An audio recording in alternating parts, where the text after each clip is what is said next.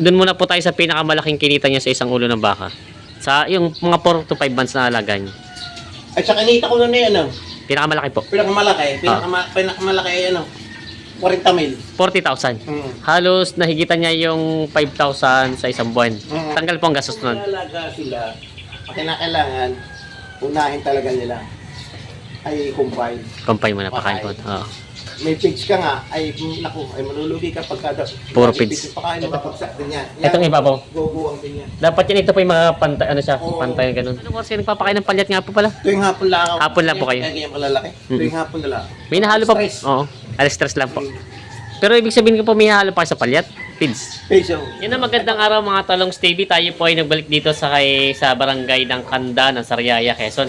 At tayo bumalik kay Tatay Manolo at ating binisita ulit siya at marami po kasi mga manonood dati na gusto magtanong ng ilang impormasyon lalong git yung mga pag-aalaga ng ganitong baka at syempre kung paano sumipat ng mga ganitong mga patining ng mga baka. Yung pang 3 hanggang 4, 5 buwan na alagang mga baka.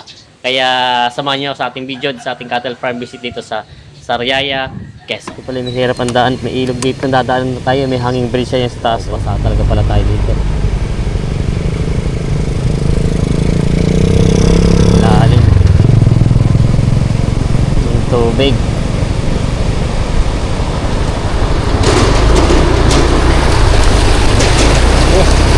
Abay, magaling. Mataas dumaan. Ang mga daan ang giling sa Sariaya talaga.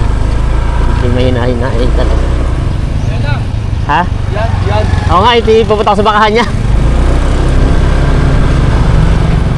Yan ang Tatay Manolo. Good morning po! Connect! Kala ko i-connect kung sino na. Ito na po yung nandito na ulit tayo kaya Tatay Manolo. Dinagdagan nyo na pala po no? Madami na. Financial cost pa nga. Yung mag-aalaga ko. Ito na po. Nilalagyan na rin pala dito. Lalaki na. Pero ito po iba na to sa pinunta natin. Dati, naibenta na po yun. Di ba na ito? Hmm. Di ba na bago na yan? Parang nalagyan, di nga nalilinis pa. Laki oh. Silage po pinakain nyo ngayon. Silage pa lang pinakain ni Tatay Manolo ngayon. Kaya pala sabi ko, parang kami suka siya yung alak. Ayun. Malaki mga baka nyo po ngayon ano. Alin po yung bago dito yung nabili nyo kay Boss JR? Parang may pinunta. Ay, ito pong 3. Itong 3. May tatay meron yung dulo. Nakuha rin kay Tatay Merong. Ito daw pala. Ito kay Boss JR itong dalaw. Kaya napapasyal tayo dito kay Tatay Manolo. Nakita natin sa pardahan ng Garcia at na Masyal. Ito kay galing daw kay Tatay. Ito may tatak nga. Kay Tatay Merong. Yan yung mga baka niya dito. Bali po yung 10. 2, 4, 6, 8. 10 nga. Marami na. Dati po ay doon lang yung nakikita natin eh. May 10 na. Ayan po mga ilang buwan na itong pong mga ito. Ito yung mga ilang. 2 buwan lang yan. 2 buwan pa lang po ito. Mga 2 buwan pa lang alag. Malapit niya. May 2 buwan pa eh. Mga 4 na buwan po yung oo. Yan, ito po yung mga baka ni Tatay Manolo. Tatay Manolo, kayo magtatanong lang sa inyo. At siyempre, lagi tayo nagkikita sa paradan. Ang nalilimutan ko sa inyong tanong ano ba tinitingnan niyo sa baka? Yung pagsipat ba ng mga alaga yung mga baka? Kaya kailangan medyo magulang. Mga ilang taon po dapat? Mga 2 ang may gate. Hanggang 3 taon ka. Hanggang 3 taon po. Bakit po ba ganang edad ang kailangan? Mabilis lumaki. Mabilis binta. Pagka maliit ang binili mong tatagalan. Tagal. Kumbaga ilugi sa panahon. Ilugi. Paano nyo naman po tinitingnan ng edad ng baka sa ganito? Katulad yan, mga yan. Kasi mayroon mga baka kasi nakikita ko sa paradan. Mga 1 taon pa lang mahigit, ang lalaki na yan. Paano nyo po binabas yan? Ay, magugulang eh. Ito mo. Kita mo, magugulang yan. Paano po niya, Tulad sa mukha mo. sa mukha ng baka? Sa mga tayo ng mga hayop. Ito, magulang yan. Ito, kita nga po yung ano nyo. Magulang yan. Apat na yan. Yan pala, ito yung mga magugulang na. Hindi rin pa natingin sa mga ngipin ng baka, hindi na. Hindi na. Masugot ako nga yung magulang eh. Yung walang, yung may bukas na, yung sarado na. Oo, yung may bungi na. Madaling pataba eh. Yan pala. Pag sila magbubungi pa, ay, hindi. Matagal lumaki. Kailangan po talaga pala ang baka. Tulad yan, salida na yan. Ito po, ito mga. Salida na yan. Talagang pang, oo. Saka yan, salida na rin yan. Ay, lalaki nga na pala naman kayo, no? Salida ng paglaki. Yun pala ang pagganit. Basta po pala hapayin nyo pag yung gusto talagang mabilis ang Ay, pag-alaga. kailangan Magulang ang baka. Kailangan nila paghandaan din ng presyo at iba-ibang presyo sa maliliit. Oo.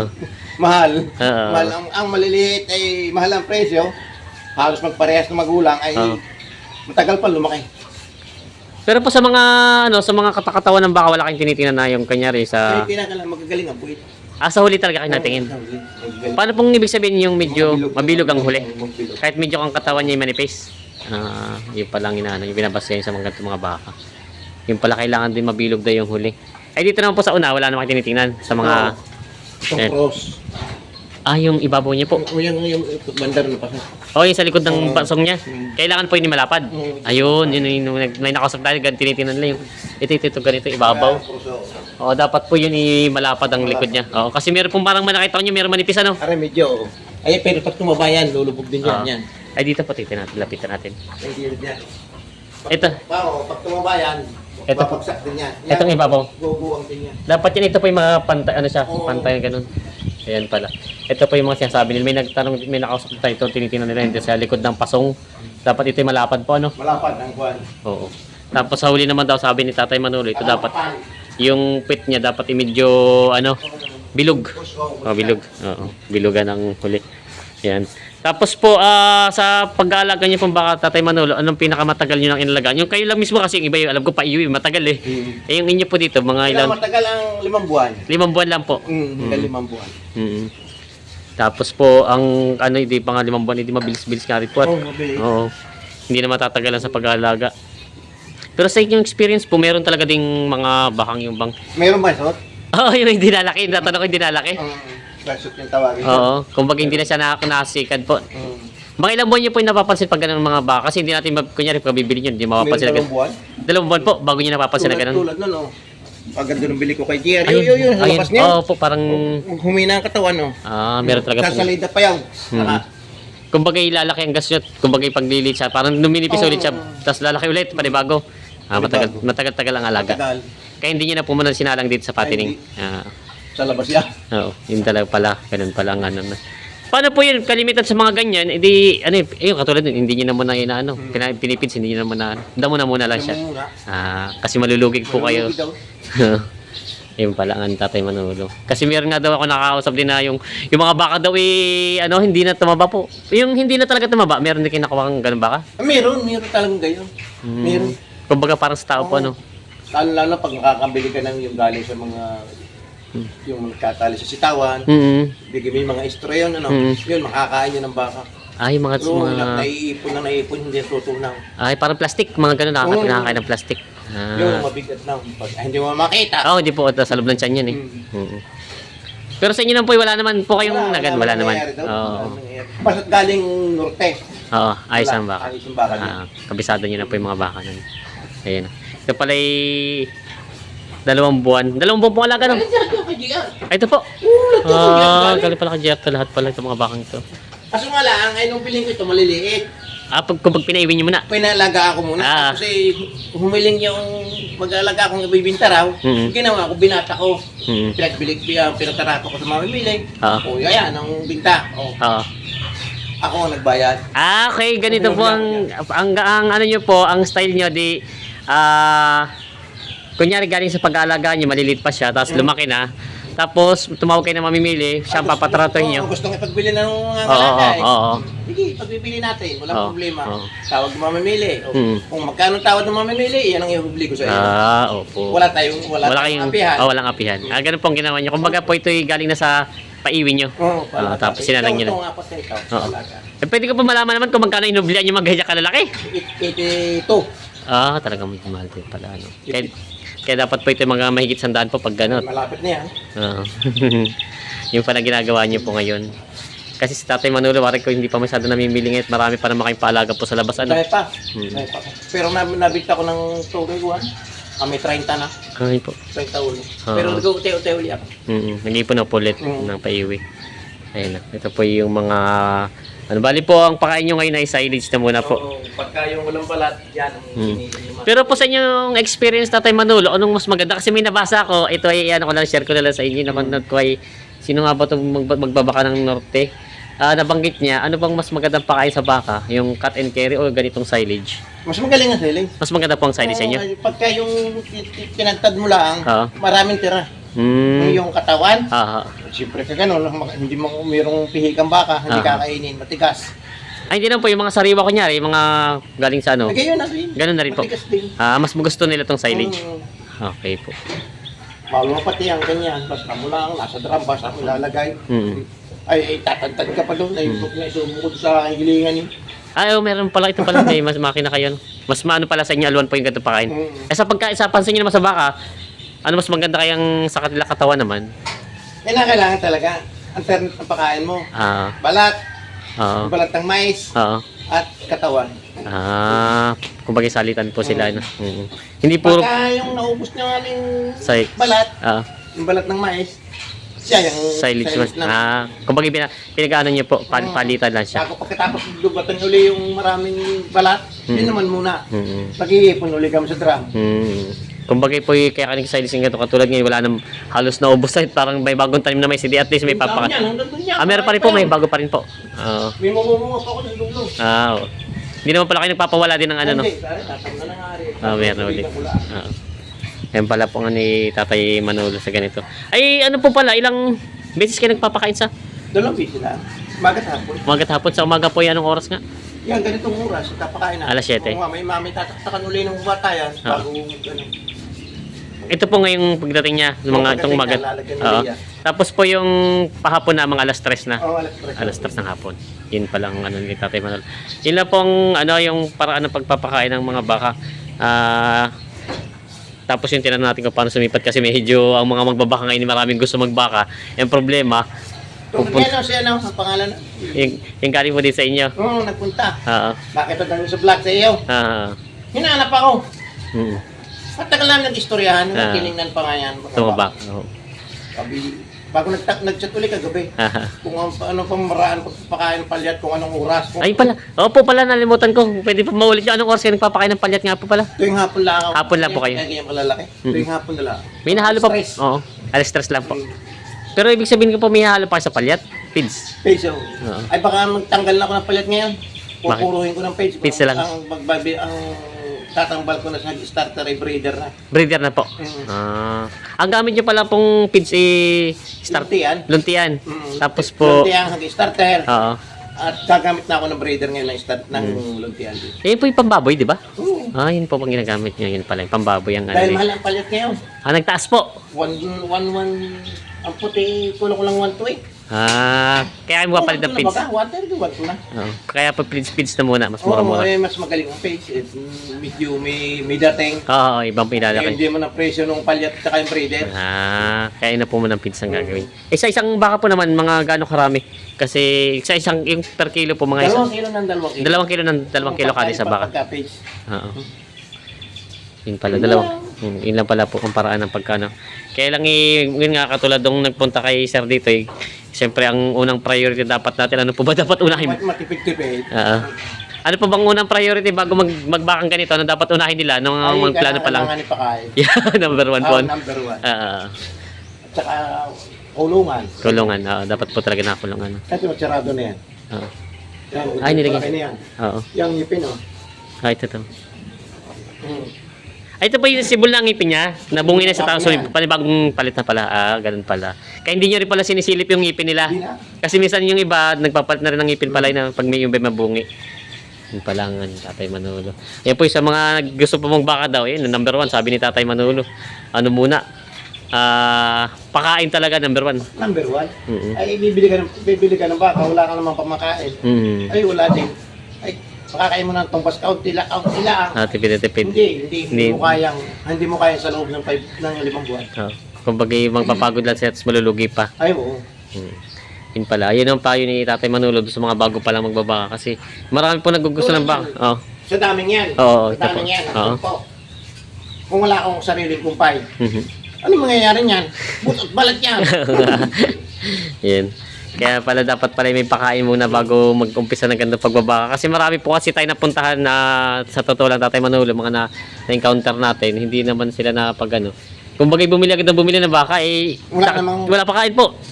Inumpisa ni Bakat, may pera ay. Malulugi siya. Oo. Malulugi. Lugi. Naku. Yun ang masarap bilhin. Yun yung mga ganun wala. Tulad ko nga kung bibili sa kanila. Ah, Mura yun. mura na po. At yun kumbaga talagang palugi ng nangyari. Kung mag-aalaga sila, kailangan unahin talaga nila ay kumpay. Kumpay mo na, pakain po. Oo. May pigs ka nga, ay naku, ay malulugi ka pagka Puro pigs. Pakain mo. Pati po parang masama din sa baka siguro yung ano, parang mainit sa katawan. Parang kambing, Oo. 7 klase ang kinakain. Oo. Ang kambing nga. Mhm. Alpasan mo, malago din lampas-lampas yun. Aha. Kumbaga yun talaga ang kailangan. Pati parang ano, ilang percent po dapat talaga dapat ang porsyento ng damo sa baka na dapat ipakain sa Ang dapat niya mga 3 klase. 3 klase po. Ngayon ako naman dyan, dalawa. Dahil wala ka klase. Yung lahat sa ilis at saka yung balat. Ako bagay pinagpapalitan niyo lang po siya. Ay pag hindi pa biyag ang baka sa balat, ay pagka yung babagong pilipitas, yung nalambot ng tae. Kumbaga naninibago sila. Bago sila. Yun naman pala po. Kaya ito po palang ano yung pain ni Tatay Manolo kasi marami naman gusto Kalapit mong baka. yan, i-harvest ko ngayon Mayo yan. Ito po, May. Oo. Sana makabalik tayo dito para mabutas si Tatay Manolo. Si Tatay Manolo busy ngayon ay. Ayan, sana mapasyalan natin to. Hanggat maaari nga sana, nandito yung mamimili para alam natin kung magkano tutuhuin ni Tatay Manolo sa isang baka. Ay, pinapunta niyo po mamimili dito, no? Si Mario? Si Kimari na rin kumukuha. Yun pala. Kumbaga si Kimari na rin po, magbabaka po na mamimili sa Garcia at Lucena. Siya na rin pala namimili itong mga bakang ito. Kumbaga po hindi na rin kinahihirapan mag-dispose ano. Kala, di. At siya na rin po. Magaling pa nga ibintang baka. Kasi sa lupa. Oo. May pira ka na eh. Ang lupay na kung taon. Taon bago pumapano. Kasi napakalaki po kapital. Parang kaya kayo din. Bago ka magbibili kayo ng taon din. Buwan kung ano. Eh dito eh. Pagbili mo lang ay mamaya may kwarta ka na. Ayan po. Pero po Tatay Manolo pala, ito na yung last na tanong ko. Sa isang baka, doon muna po tayo sa pinakamalaking kinita niya sa isang ulo ng baka. Sa yung mga 4 to 5 months na alaga niya. At sa kanita ko na ano. Pinakamalaki po. Pinakamalaki ay ano. 40 mil. 40,000. Halos nahigitan niya yung 5,000 sa isang buwan. Tanggal po ang gastos nun. 40. 40. Ay, nabinta ko yung bili ko nun, 100 yung hubli ko. Wala, 140. 145. Kumbaga feeds na po yung 5,000. Malaki nga rin po pala no. Pero naman po yung parang medyo na hinaan kayo sa kita ng mga magkano. 15. Kumbaga ice pa rin naman po ano. Hindi pa naman siya. Ay, kung malaki ang 10. Kumbaga may maiwan man maliit ilan na medyo mahina. 150,000. 150,000. Sa 15,000 pa lang po yun. Talagang, dinadamihan nyo na po. Oo. Wala. Yan naman pala po. Kumbaga itutusin natin. Kumbaga may isa man dito na medyo mahina-hina, mahihila na po ng mga malalakas kumain ano. Yung naiimpo ka namang pakain. Nabawa, kumain na tig-10,000, ay 100,000, yun ang naiimpo mo. Yung pinaka-savings mo, yung parang naiipon mo yung pera mo doon. Mabilis po pati sa loob ng kung inyo ano lang 4 hanggang 5 buwan talaga mabilis yung proseso niyo. Mabilis ano. Isang ka ko magpumula. Ayan. Si Tatay Manolo matagal na magbabaka sa pool magbabaka. Ayan. Ito po yung mga baka ni Tatay Manolo. Kaya ito kita niyo naman ang mga katawan nila talagang magaganda. Ayan. Ito dalawang buwan ng alaga daw po ito mga to. Ay po yung mga ito. Ito lang ang bago niyo po 3. Ilan lang yan? Tayo na pakita sa Opo, Garcia. wala pa 1 buwan. Parang kita 2 linggo pa lang ito. Yan, oo. Sa 2 linggo pa lang ito. Ayan. Kaya pakita sa kayo, dulong yaw. Ito pong dalawa. Ito. Ito 3. Ito yung malaki. Kay Tatay merong daw to galing. Ayan. Tapos yung isa na sa dulo. Bali, ang mga medyo matagal-tagal po ito na po. Yung 4. Ay, Ay, 4 na. Oo. Ito mo rin, may tatay meron ko nakalagay. Yung isa po may AirTag. Bakit kami tag? Dito po may AirTag siya. Naglalagay na ng AirTag si Tatay merong. Ayan, oh. Ayan, kay Tatay merong daw ito nabili ni Tatay Manolo. Ayan po. Ito yung mga baka ni Tatay Manolo. Tatay Manolo, maraming salamat po sa inyong oras at tayo nakapasyal ulit dito sa kay Tatay Manolo. Ayan po yung mga baka niya dito, mga alaga.